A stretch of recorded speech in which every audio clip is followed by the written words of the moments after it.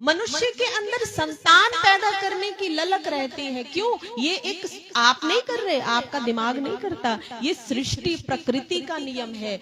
क्योंकि अगर मनुष्य के अंदर ये भावना ही खत्म हो गई कि भैया मुझे तो संतान पैदा करनी ही नहीं, तो क्या होगा? अगर हर इंसान ये सोचने लगे मुझे संतान नहीं चाहिए, तो सृष्टि। जापान देश के अंदर इस समय 90% लोग 70 साल से ज्यादा की आयु के हैं। वो बूढ़ों का देश बन रहा है। क्यों? लोग शादी करना ही नहीं चाहते, लोग शादी करते ही नहीं। और जब शादी नहीं होगी तो संतान भी नहीं होती, संतान नहीं होते तो क्या होगा? जो बड़े हैं वो बूढ़े तो होंगे। अब वो सारा देश बूढ़ों का बनता जा रहा है। तो प्रकृति का एक नियम है, संतान उत्पत्ति की जाए, लेकिन अगर आप अपने किस्मत का फैसला संतान के हाथ में सोचते हैं कि भाई मेरे बेटे तो हर साल मेरा श्राद्ध किया करेंगे, मैं मर जाऊंगा तो मेरे अच्छे से क्रियाकर्म होंगे तो मुक्ति होगी ना, ऐसा बिल्कुल नहीं होगा। अगर आपने अच्छे कर्म किए हैं तो कोई आपको हाथ लगाए न लगाए, आपके नाम का पुण्य हो या न हो, भगवान आपको अपने चरणों में जगह देंगे ही देंगे। इसलिए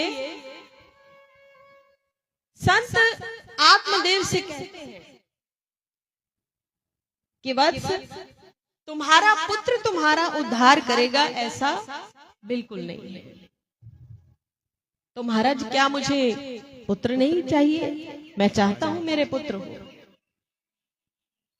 तो महात्मा बोले कि तुम ये कहो कि प्रभु मुझे जो भी संतान मिले वो स्वस्थ हो और मेरा सम्मान बढ़ाने वाली हो, पुत्र हो या पुत्री हो। हमेशा भगवान से ये मांगा करिए कि भगवान चाहे हमारी संतान बेटा हो या बेटी हो, जो भी हो, लेकिन वो हमारा नाम बदनाम कभी ना करे, हमारा नाम बदनाम ना करे।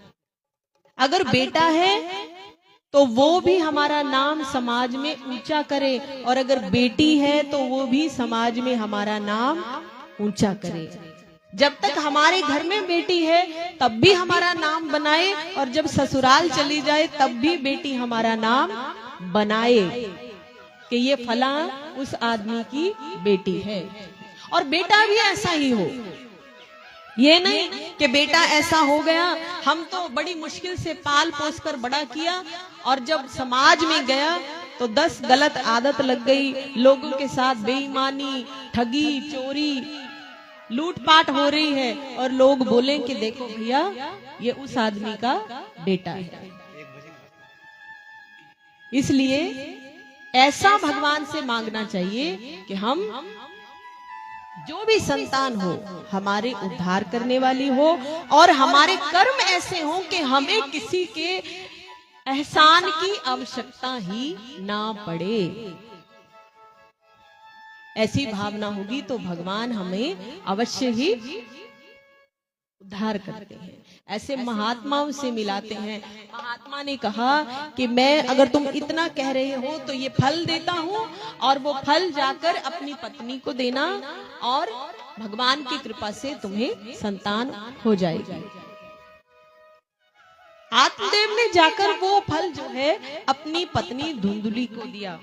अब कहते हैं ना कि अगर पति या पत्नी में से एक जो है उसकी बुद्धि भ्रष्ट होती ही है कलिकाल में। अगर पति बहुत अच्छा है ना, पति बहुत अच्छा, बहुत नेक, बड़ा सज्जन, तो उसको पत्नी ऐसी मिल जाएगी कि हाथ खड़े करवा देगी।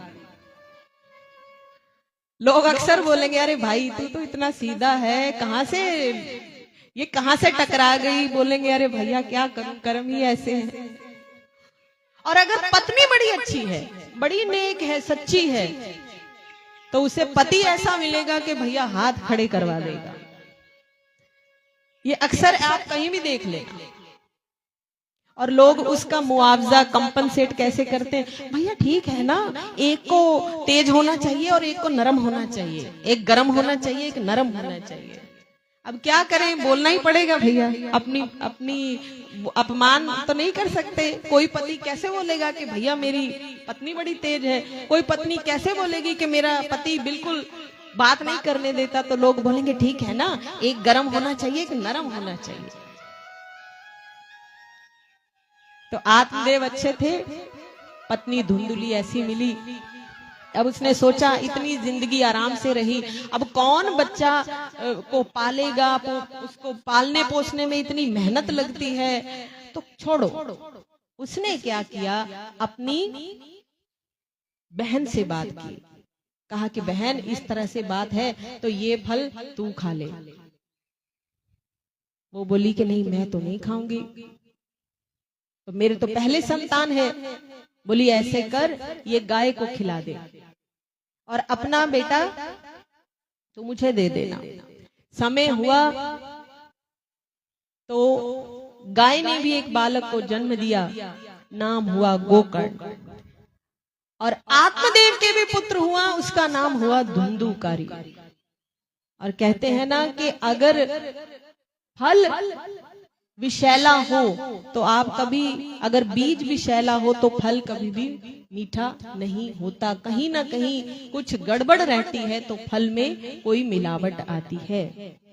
तो धुंधुकारी भी ऐसा पैदा हुआ कि आत्मदेव की सारी मोह ममता निकाल दी कि मुझे बेटा होना चाहिए था, मुझे बेटा होना चाहिए था। कई बार हम अपने मोह जाल में अपनी संतान को ऐसा बना लेते हैं कि बचपन में तो अच्छा लगता है, लेकिन जैसे ही बच्चा 15-16 साल पार करता है ना, तो हमारा बिगाड़ा हुआ जो भी हमने उसको सिर पे बिठा लेते हैं, वो सारी चीजें सामने आने लगती हैं। धुंधुकारी ऐसा बेटा था कि जिसने आत्मदेव के मन से संतान की आसक्ति ही निकाल दी। जो घर में सामान मिलता सब उठा के बेच आता, कहीं चोरी कर लेता, कहीं जुआ खेलने लगता। जिसका जो सामान मिलता उठा के ले आता। कहीं लड़ाई हो रही है, कहीं किसी गांव में शिकायतें आ रही हैं, किसी को मार दिया। और हद तब हो गई जब धुंधुकारी वेश्याओं के जाल में फंस गया।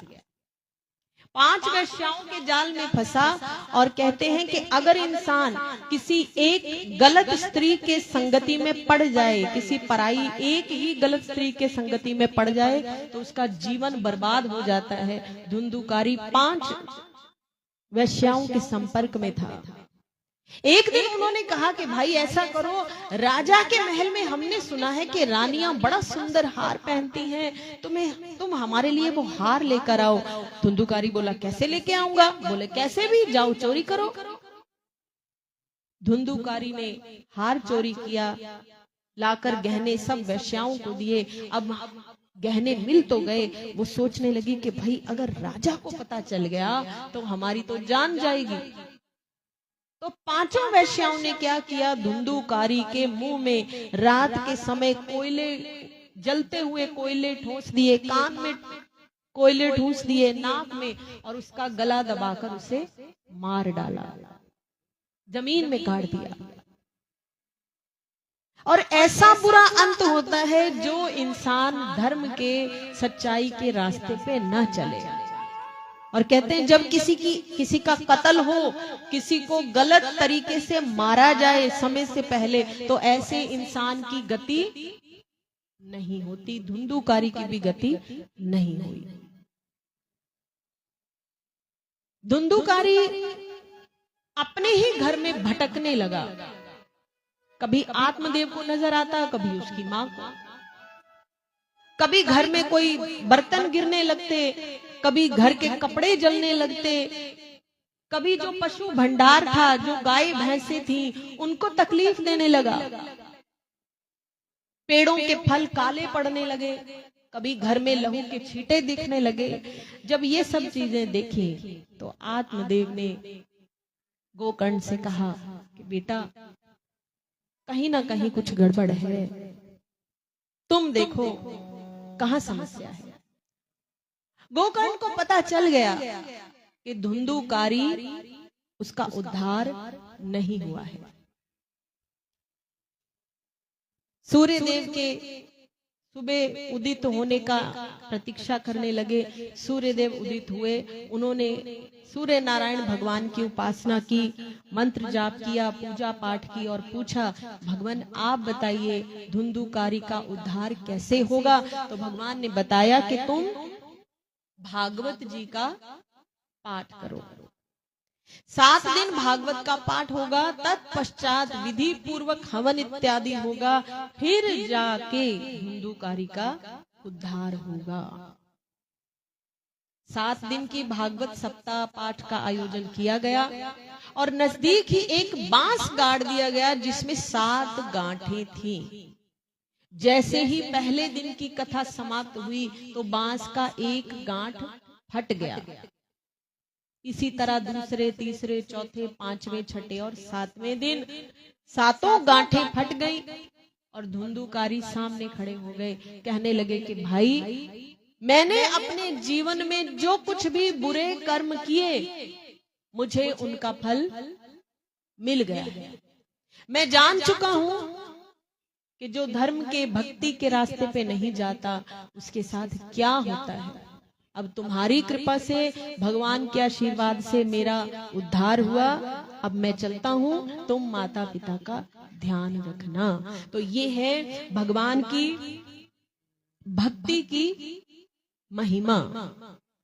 भगवान का जितना ध्यान, जितनी भक्ति की जाएगी, उतना ही हम अपने उद्धार की ओर बढ़ते हैं। वरना संतान के भरोसे अपने उद्धार की गति की उम्मीद, आशा रखेंगे तो वो व्यर्थ ही है। प्रेम से बोलिए राधे राधे। जय श्री कृष्ण। जय जय श्री राधे। जय जय।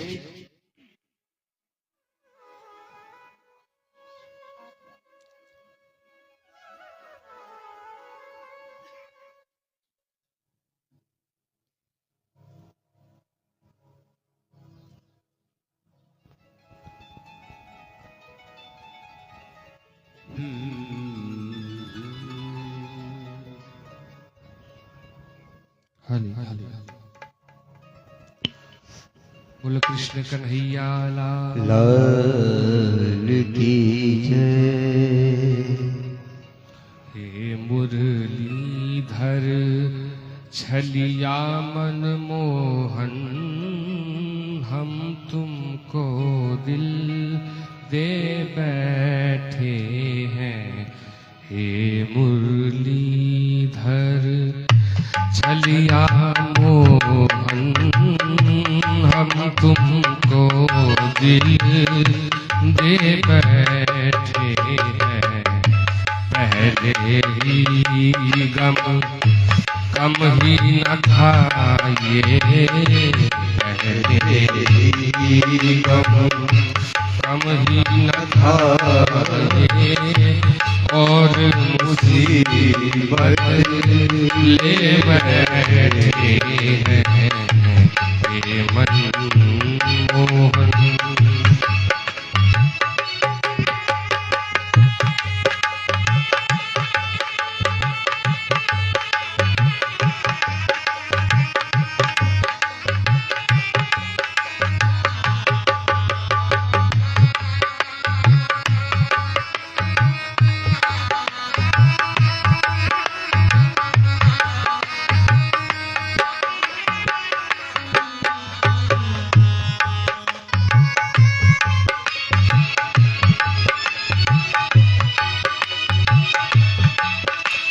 ताली बजाते हुए कहता है दिल तुम सुंदर हो, कहता है दिल तुम सुंदर हो। आंखें कहती है देखना,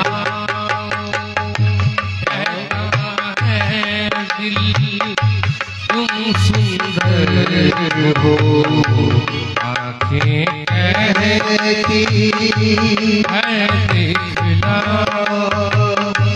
तुम मिलते नहीं हो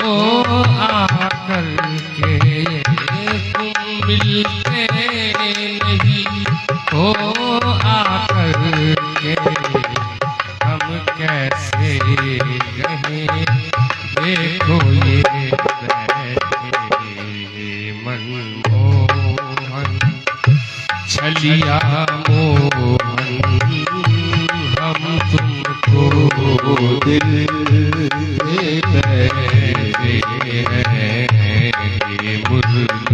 मुरलीधर छलिया मोहन, हम तुमको दिल दे बैठे हैं पहले ही गम कम ही न थे ये, पहले ही गम कम ही न थे एक और मुसीबत ले बैठे हैं मुरलीधर।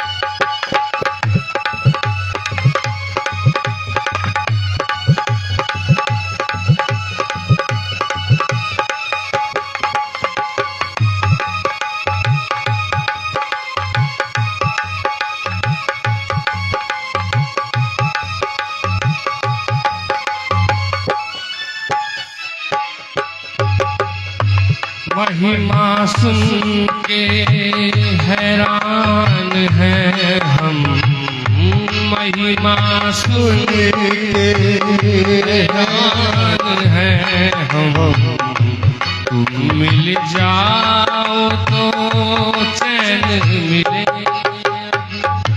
तुम मिल जाओ चैन मिले, मन खोजे भी तुम पाते नहीं, मन खोजे तुम पाते नहीं, तुमको ही मन में बैठे हो हे मुरलीधर छलिया मोहन, हम दिल दे बैठे हैं पहले से कम ही न थे, पहले से कम ही न थे एक और मुसीबत ले बैठे हैं हे मुरलीधर।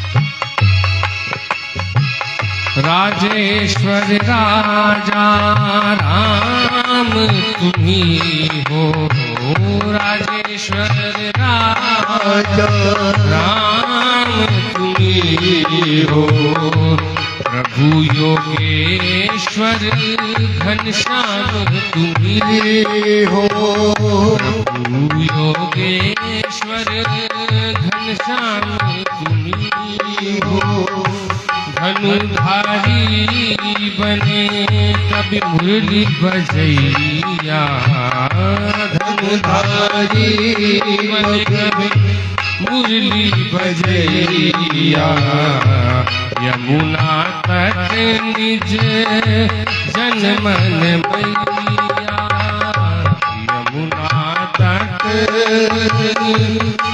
मन मैया हे मुरलीधर छलिया मोहन हे मुरलीधर छलिया मोहन हम तुमको दिल दे बैठे हैं पहले सी गम कम ही न थे एक पहले से गम कम ही न थे एक और मुसीबत ले बैठे हैं ये मुरलीधर ये मुरलीधर ये मुरलीधर। बोले कृष्ण कन्हैया लाल लाल की जय। प्रेम से बोलिए राधे राधे। एक बार करतल ध्वनि से बहुत सुंदर भजन हमारे पंडित जी ने गाया है। एक संगीत की देवी सरस्वती की भी पूजा होती है। जितना सुंदर गाया उतना ही सुंदर बजाया भी है। तो एक बार, क्योंकि संगीत कोई सामान्य चीज नहीं होता, संगीत हमारे भावों को बढ़ाता है। और ये ठीक वही काम करता है जो सब्जी में नमक करता है। आप कितनी अच्छी सब्जी बना लीजिए, उसमें खूब मसाला डालिए, घी डालिए, तेल डालिए, कुछ भी डाल दीजिए, अगर उसमें नमक नहीं पड़ा तो सारी सब्जी की कीमत, आप थोड़ा सा चम्मच से खाएंगे, दूसरा चम्मच लेंगे ही नहीं और बोलेंगे भैया पहले इसमें नमक डाल के लाओ। तो संगीत देवी सरस्वती की आराधना, ये भगवान की कथा में, भगवान के भजन में आनंद ही संगीत से होता है। इसीलिए संगीत भी एक पूजा है। संगीत की आराधना करने वाले भक्त भी पूजनीय होते हैं। प्रेम से बोलिए राधे राधे। और आप सुनने वाले भक्तजन तो हैं ही, आपके बिना तो फिर कथा ही अधूरी है कि नहीं? माताएं बहनें ना हो तो किसे कथा सुनाई जाए? देवियां हमारी हो ना तो कैसे पूजा होगी देवियों के बिना? देवियों का होना बड़ा जरूरी है। आप रोज आए, समय पे आए और दूसरों को भी साथ में लेकर आए। भगवान की कथा बड़ी आनंददायी है। और वेदव्यास जी आगे कथा सुनाते हुए राजा परीक्षित जी की कथा की ओर चल पड़ते हैं।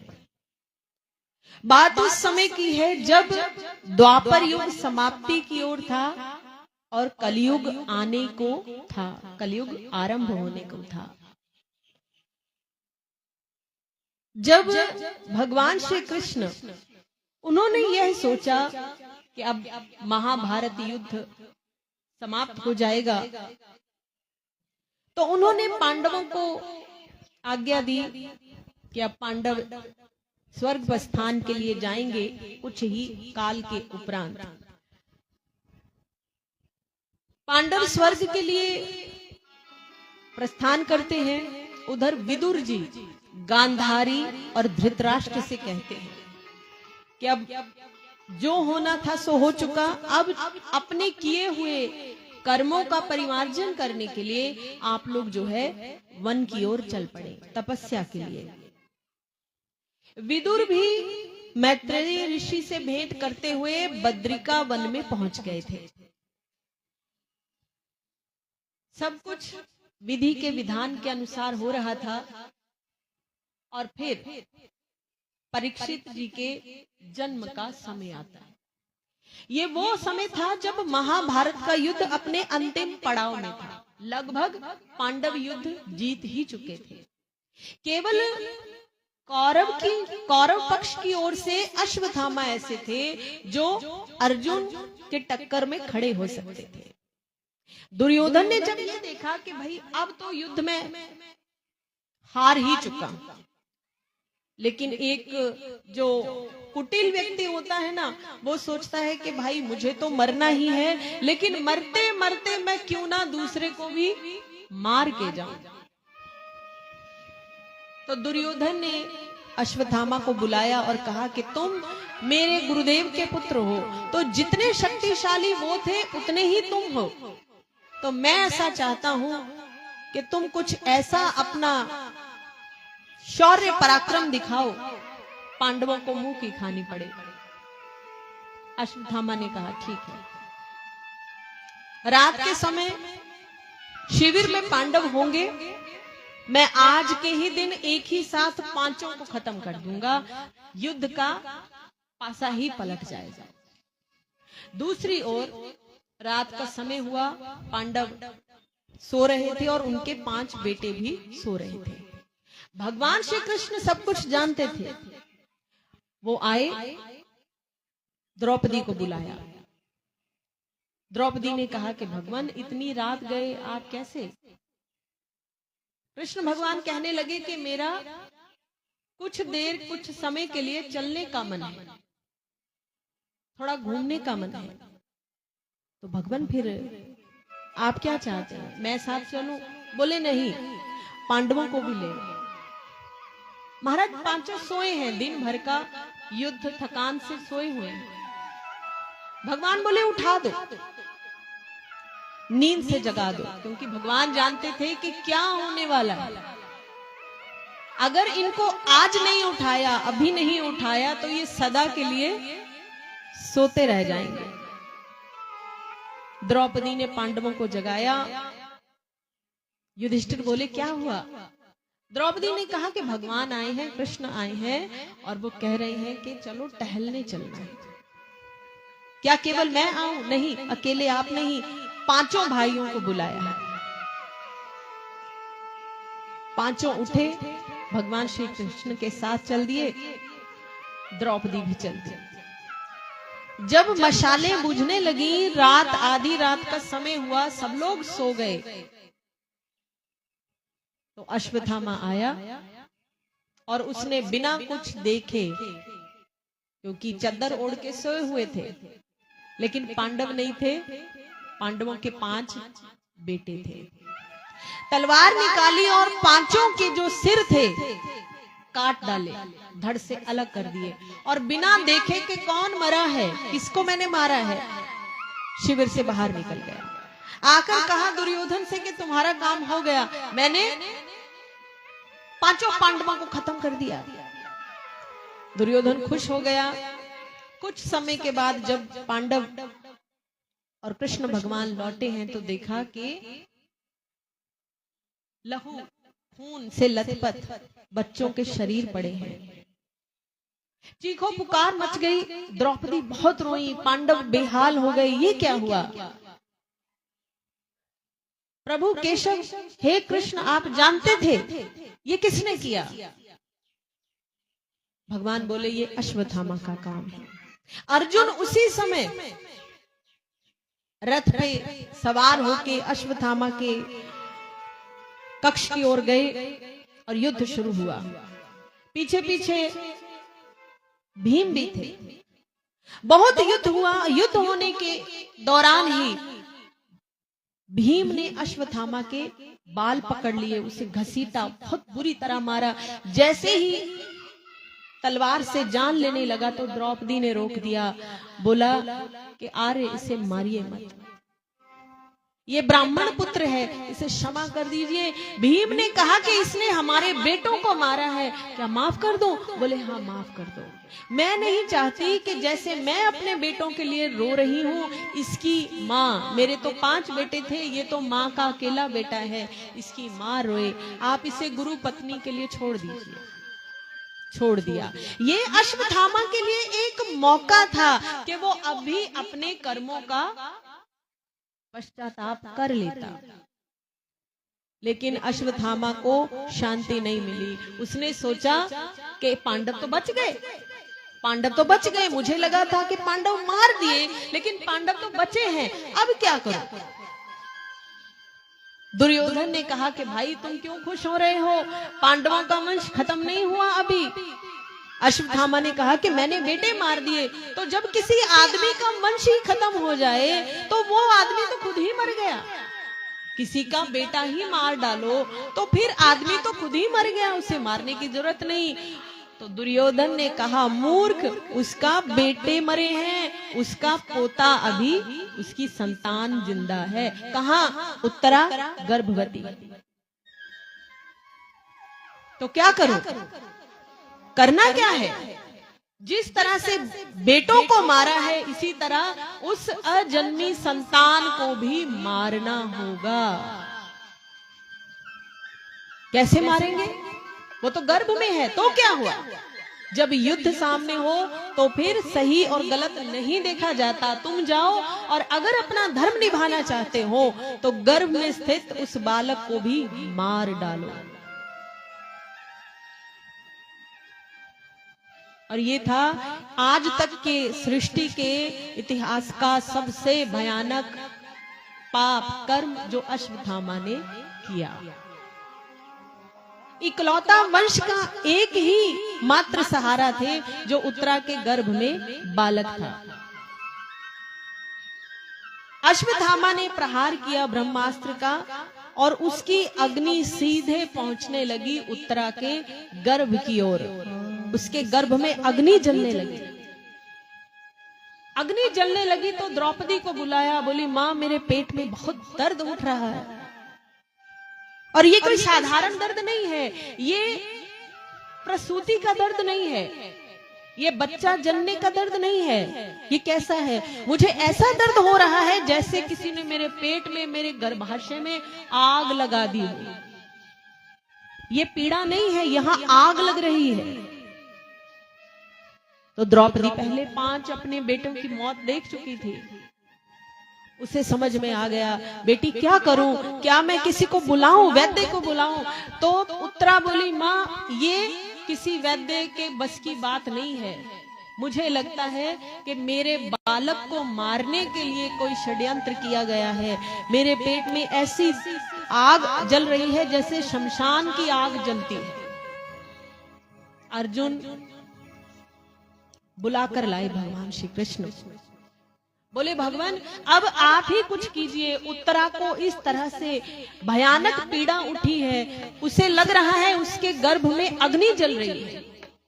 भगवान कृष्ण आए, देखा उत्तरा लेटी हुई है और उसका पेट, उसका गर्भ ऐसे लाल है जैसे शमशान में आग लाल रंग की लपटें उठती हैं। और इतनी भयानक पीड़ा, क्योंकि अभी बच्चा तो इतना समय भी नहीं हुआ था, 9 माह भी पूर्ण नहीं हुए थे कि बच्चा पैदा हो। द्रौपदी ने पूछा कि हे भगवान, आज तक हम पर जब जब मुसीबत आई है आपने हमें बचाया है। अब मुझे याद है जब कौरवों की सभा में दुशासन ने मेरी साड़ी खींची थी, मैं उस परिवार की बहू थी, फिर भी उन्होंने मेरे वस्त्र खींचे, मुझे अपमानित करने का प्रयास किया, तो आपने साड़ियों का ढेर लगा दिया था। तो आज मेरी बहू भी उसी संकट में है। यहाँ तब मेरी इज्जत, मेरा सम्मान खतरे में था, आज हमारा वंश ही खतरे में है। अगर उत्तरा के गर्भ में उस बालक को कुछ हो गया तो हमारा वंश इस धरती पर सदा सदा के लिए खत्म हो जाएगा। भगवान कृष्ण द्रौपदी को बोले, कहने लगे कि हे द्रौपदी, मैं ऐसा कभी होने नहीं दूंगा, मेरे रहते ऐसा नहीं हो सकता। तुम बिल्कुल चिंता मत करो, जब तक मैं हूं यहाँ पर कोई भी अस्त्र, कोई भी शस्त्र, यदि त्रिदेव भी यहाँ पर